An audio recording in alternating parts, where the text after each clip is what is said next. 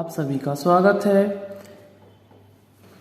पिछले वीडियो में हम समान भिन्न क्या होती है उसके बारे में पढ़ चुके हैं। इस वीडियो में हम समान भिन्नों का योग करना सीखेंगे कि दो समान भिन्नों को किस प्रकार से जोड़ा जाता है, साथ ही समान भिन्नों को किस प्रकार से घटाया जाता है, उनका गुणा किया जाता है तथा किस प्रकार से उनका भाग किया जाता है। तो चलिए शुरू करते हैं। यहाँ पे आप देख सकते हैं 7/8 प्लस 3/8 दोनों के हर समान हैं। अब हम इन्हें जोड़ेंगे तो हम हर का लासा लेते हैं। यहाँ पे तो हम देखते हैं यहाँ पे लासा लेने की ज़रूरत नहीं है क्योंकि हर समान है, लेकिन फिर भी मैं एक सवाल आपको करके दिखाऊंगा। तो हर का लासा लेंगे 8,8 का लासा जो हम पिछले वीडियो में लेना सीख चुके हैं। समान संख्याओं का लासा वही संख्या होती है तो ये 8 ही होगा। तो हम इसको इस प्रकार से लिख सकते हैं 8, यहाँ पे 7 धन 3 लिख लेंगे। 7 और 3 को जोड़ेंगे तो 10/8।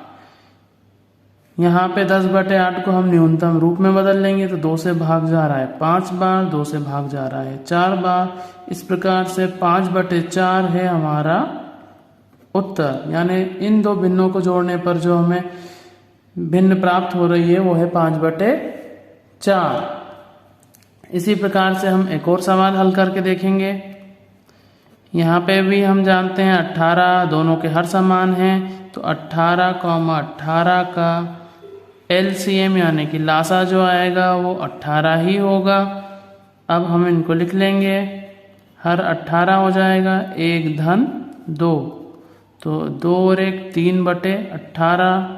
अब ये न्यूनतम रूप में नहीं है तो इसको भाग देंगे, 3 एकम 3, 3 छंग 18। तो इस प्रकार से 1/6 हमारा उत्तर है। इस प्रकार से किन्हीं भी दो समान भिन्नों को आसानी से हम योग कर सकते हैं, जोड़ सकते हैं। यहाँ पे हम एक अन्य उदाहरण लेंगे जिसमें 2 से अधिक भिन्न हैं। यहाँ पे फिर इनका लासा जो है 4 ही आएगा, इसलिए हम इनको एक साथ में लिख लेंगे। 1, 9 और 3 इनको जोड़ लेंगे, 9 और 1 10, 3 13/4। क्योंकि 13 और 4 में कोई भी कॉमन फैक्टर नहीं है 1 के अतिरिक्त, इसलिए यही है हमारा उत्तर। इसी प्रकार से किन्हीं समान भिन्नों को हम आसानी से जोड़ सकते हैं। अब हम सीखेंगे समान भिन्नों का घटाव यानी कि सब्ट्रैक्शन ऑफ लाइक फ्रैक्शन। यहाँ पे हमें क्योंकि हर यानी कि डिनोमिनेटर सेम है तो लासा लेने की ज़रूरत नहीं है, क्योंकि हमें पता है समान हर पे लासा वही आएगा। तो यहाँ 4 लिख लेंगे, 16 - 4 यानी 16 - 4। 16 में से 4 को सब्ट्रैक्ट करेंगे तो आएगा 12 और बटे में 4। अब यहाँ भाग देंगे 4 से तो 3/1 यानी कि 3 ये है हमारा उत्तर। इसी प्रकार से हम एक अन्य सवाल भी हल करेंगे। यहाँ पे हम देख सकते हैं लासा 6 है। 25 में से हम 7 को माइनस करेंगे तो आ रहा है 18। 6 कम 6, 6 तिया 18। 3/1 यानी कि 3 यही है हमारा उत्तर। इसी प्रकार से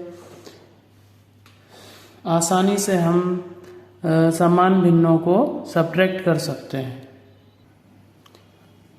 इसी प्रकार से हम एक और घटाव का सवाल करेंगे। हर समान है इसलिए इनका LCM आएगा 12।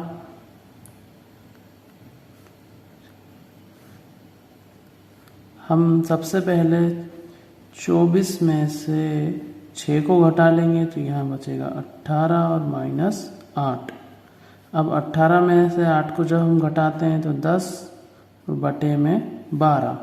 अब इन दोनों का में भाग देखेंगे 2 से भाग जा रहा है 5 बार, 2 से भाग गया है 6 बार, 5/6।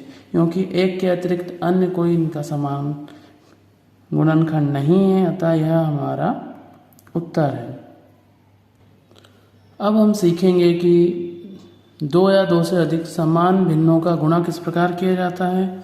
हम देख सकते हैं दी गई भिन्नों के हर समान है, अतः यह लाइक फ्रैक्शन है। हमें इसको इस प्रकार से लिख लेंगे, अंश का अंश से यानी न्यूमरेटर का न्यूमरेटर से और डिनोमिनेटर का डिनोमिनेटर से गुणा करते हैं। क्योंकि अंश और हर में कोई भी एक के अतिरिक्त कॉमन फैक्टर नहीं है, अतः यही हमारा आंसर है। इसी प्रकार से हम एक अन्य उदाहरण हल करेंगे। यहाँ पर न्यूमरेटर एक साथ में लिख लेंगे, डिनोमिनेटर एक साथ में लिख लेंगे।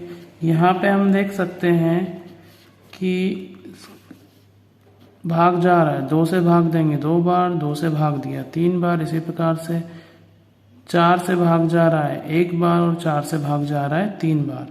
अब किसी भी संख्या में क्योंकि भाग नहीं जा रहा है तो सारी संख्याओं को हम लिख लेंगे। यहाँ 3 बचा है, यहाँ पर है 9 और यहाँ न्यूमरेटर में 3 बचा है और नीचे 2 4 और ये 1 बचा है।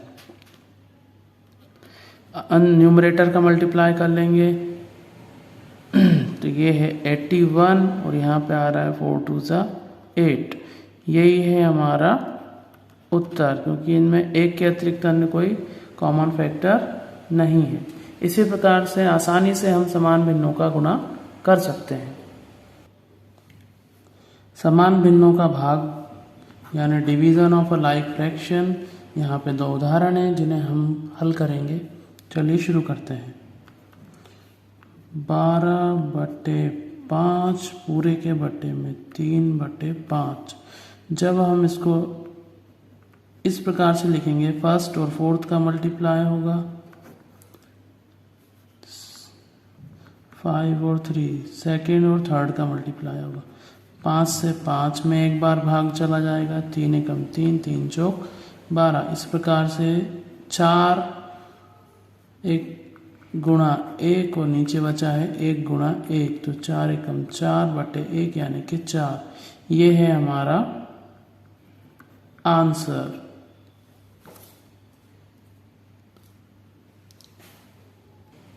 इसी सवाल को हम एक अन्य विधि के द्वारा करेंगे जिसमें 12/5 है। अब यहाँ भाग का चिन्ह है, इस भाग को हम मल्टीप्लाई में कन्वर्ट कर लेते हैं। तो ये ध्यान रखना है आपको कि ये जो भाग के चिन्ह के बाद वाला नंबर है ये 3/5 है। जब हम इस भाग को मल्टीप्लाई में बदलेंगे तो ये संख्या पलट जाएगी, यानी कि 5/3 के रूप में लिखा जाएगा ये। अब हम इसको साथ में लिख लेंगे, 12 गुणा 5, 5 गुणा 3। 5 से भाग देंगे हम, जो संख्याएं में भाग जा रहा है उनको भाग दे के छोटा कर लेंगे। इस प्रकार से हम देखें तो ऊपर बचा है 4 गुणा 1 और नीचे बचा है 1 गुणा 1 यानी कि 4/1 यानी कि 4। ये है हमारा आंसर यानी कि उत्तर। इन दोनों विधियों में से जो भी विधि आपको पसंद आया उससे आप इस सवाल को आसानी से हल कर सकते हैं। इसको हम लिख सकते हैं 16/4 और पूरे के बटे में 5/4 के रूप में। अब हम यहाँ लिख सकते हैं 16 और इससे मल्टीप्लाई हो जाएगा फोर्थ का 4 × 5। अब 4 से 4 कट रहा है, अब यहाँ पे बचा है 16 गुणा 1 और नीचे बचा है 1 गुणा 5 यानी कि 16/5। ये है हमारा आंसर। इसी सवाल को हम अन्य विधि द्वारा भी करेंगे। यहाँ पे 16/4 हमने लिख लिया है। अब इस भाग को हम मल्टीप्लाई में बदलेंगे तो बाद वाला नंबर जो है वो पलट जाएगा। 5/4 है तो वो हो जाएगा 4/5। अब हम इस प्रकार से 16 गुणा 4 और 4 गुणा 5 के रूप में लिख लेंगे। 4 एकम 4, 4 1 जा 4 डिवाइड कर दिया है। अब यहाँ पे बचा 16 1 जा 16 और नीचे बचा है 5 1 जा 5। यही है हमारा आंसर। इन दोनों विधियों में से जो भी विधि आपको पसंद आए आप आसानी से उस विधि का प्रयोग करके इन सवालों को कर सकते हैं। अगर आपको ये वीडियो पसंद आए तो चैनल को लाइक शेयर सब्सक्राइब करें। Thanks for watching. यहाँ पे मैंने कुछ सवाल रखे हैं जिन्हें आप ज़रूर हल करें, साथ ही इनके उत्तर कमेंट में शेयर करें।